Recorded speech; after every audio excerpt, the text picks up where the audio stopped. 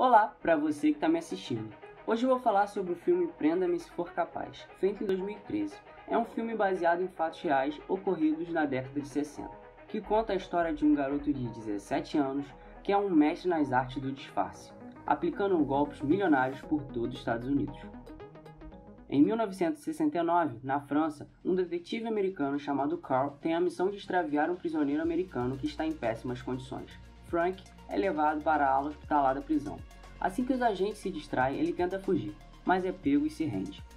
Agora voltamos 6 anos atrás. Frank vive com seus pais, sempre ouve a história de como eles se conheceram em uma pequena vila na França.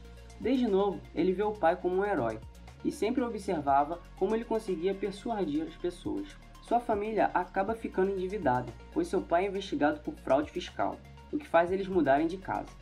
Como presente de aniversário de 16 anos, seu pai faz uma conta no banco e ali ele tem o primeiro contato com seus primeiros cheques. Numa nova escola, Frank engana todos fingindo ser o professor substituto de francês, o que dura por 2 semanas pois ele é descoberto, o que surpreende até mesmo seu pai. Um dia, ao chegar em casa, o garoto percebe que sua mãe pode estar traindo seu pai, mas mesmo chateado ele não resolve contar nada. Algum tempo depois, seus pais resolvem se divorciar e o pedem para escolher com quem quer morar após o divórcio. Com medo de todas aquelas mudanças, Frank foge para a cidade de Nova York. Após ser expulso de seu apartamento por estar devendo e passando cheques sem fundos, o garoto resolve forjar sua identidade, trocando seu nome e mudando sua idade para ter 10 anos a mais. Agora, parecendo ser maior de idade, ele tenta trocar cheques sem fundos, mas não dá certo, porque ele é uma pessoa desconhecida. Frustrado, o garoto vê um piloto saindo de um táxi com várias aeromoças e tem uma ideia. Desde sua fuga, Frank escreve frequentemente para o seu pai, então conta para o pai que vai se tornar piloto de avião. Como forma de pesquisa, ele se passa por um adolescente que está escrevendo para o jornal da escola, entrevistando uma companhia aérea para saber tudo o que precisa sobre ser piloto. Ele liga para a Pan Am, a companhia aérea, e diz que seu uniforme de piloto foi perdido no hotel, assim conseguindo uma hora marcada com um alfaiate para fazer um novo. Parecendo ser um piloto de verdade, Frank cria cheques de pagamento sem fundo e começa a trocá-los facilmente, pois devido ao seu cargo ninguém desconfia.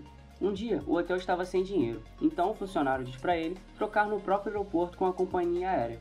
Lá no aeroporto, ele é confundido com um acompanhante de voo e descobre que pode viajar facilmente pelo país se passando por piloto sem nem mesmo saber pilotar. Depois de fraudar vários cheques, ele acaba sendo notado pelo FBI e o seu caso acaba sendo liderado pelo agente Carl. Rastreando Frank, Carl consegue encontrá-lo em um hotel, porém o jovem com suas habilidades o engana dizendo que seu nome é Barry Allen do serviço secreto, que já havia aprendido falsário.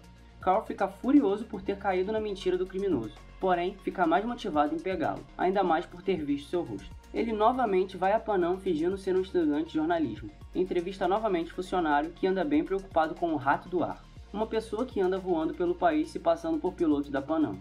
Durante o Natal, Frank se sente sozinho e acaba ligando para o agente, que pede que eles conversem pessoalmente. Frank realmente lhe fala o endereço de onde ele está, mas Carl, que já foi enganado uma vez, acha que é outra mentira.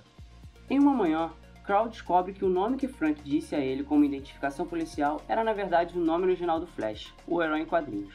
Após isso, Carl descobre que na verdade o criminoso é um adolescente, e por isso não conseguiram identificá-lo pelas suas digitais deixadas no hotel. Carl finalmente acha Paula, que agora é casada com outro. A mãe do garoto conta como ela conheceu o pai de Frank em uma cidade na França, chamada Montrichard. Ao ver a foto de Frank, Carl o reconhece rapidamente e descobre sua verdadeira identidade. Morando agora na Geórgia, Frank resolve ir no hospital, pois seu amigo havia se machucado. Ao conversar com a recepcionista Brenda, ele resolve se tornar médico. Depois de ter mudado a identidade e falsificar o diploma de medicina, ele consegue um emprego no mesmo hospital. E lá, ele acaba se envolvendo com Brenda. Como Carl já sabe a identidade de Frank, vai atrás de informações com o pai do menino, que mente sobre a localização do filho. Mas Carl, ao olhar para a mesa, vê uma carta de Frank com o endereço. Frank diz a Brenda que conheceria os pais dela e que pediria a mão dela em casamento. Carl, que está próximo de pegar Frank, vai em sua casa na Geórgia e por pouco não o encontra, pois agora ele está em Nova Orleans, jantando na casa dos pais de Brenda. Ao ver como o pai da menina é bem sucedido e é advogado, ele resolve se tornar um também.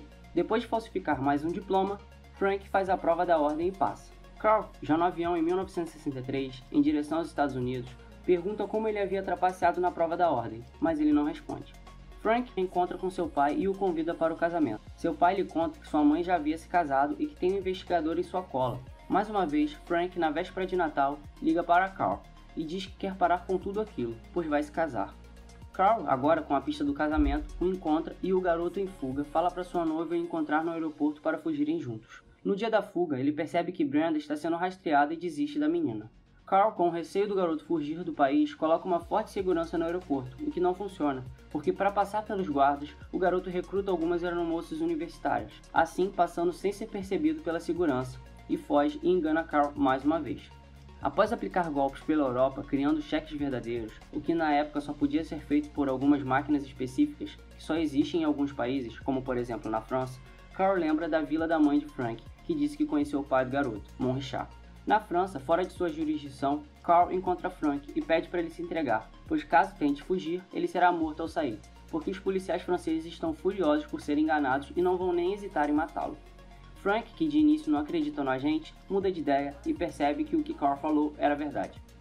Agora a história acompanha o presente, onde os dois estão no avião quase chegando nos Estados Unidos. Frank pede para avisar o pai que foi preso. Carl diz que não será possível porque ele havia morrido. Frank, abalado, vai para o banheiro e fica lá até o avião pousar. Desconfiado, Carl abre a porta e vê que o garoto fugiu outra vez pelo trem de pouso do avião. Frank vai para a nova casa de sua mãe e vê pela janela que ela seguiu a vida sem ele e que já tem até outro filho. Carl acha e o prende. Após ter a pena decretada de 12 anos de prisão, e até agora tendo cumprido 4, Frank recebe as visitas de Carl nos natais. Em uma dessas visitas, sem nada em troca, o ajuda facilmente em um caso que o agente estava seguindo. Carl então percebe que o garoto pode ajudar o governo americano, pois pela sua grande experiência com cheques, ele sabia quando eles eram falsos ou não. Então Frank faz um acordo para poder cumprir o restante de sua pena sob a custódia de Carl. Por fim, mais uma vez Frank tenta fugir. Carl o acha, só que dessa vez o deixa fugir, com a condição dele voltar na segunda para o trabalho. E sim, ele volta na segunda, e Carl o pergunta novamente como ele trapaceou no exame da ordem. Frank diz que não trapaceou, e só estudou por 2 semanas. Por ser baseado em uma história real, Frank e Carl viraram grandes amigos e trabalharam no governo americano por anos, pegando grandes criminosos de fraudes bancárias. E essa foi toda a história do filme Prenda-me se for capaz. Muito obrigado por ter assistido até aqui e te vejo no próximo vídeo.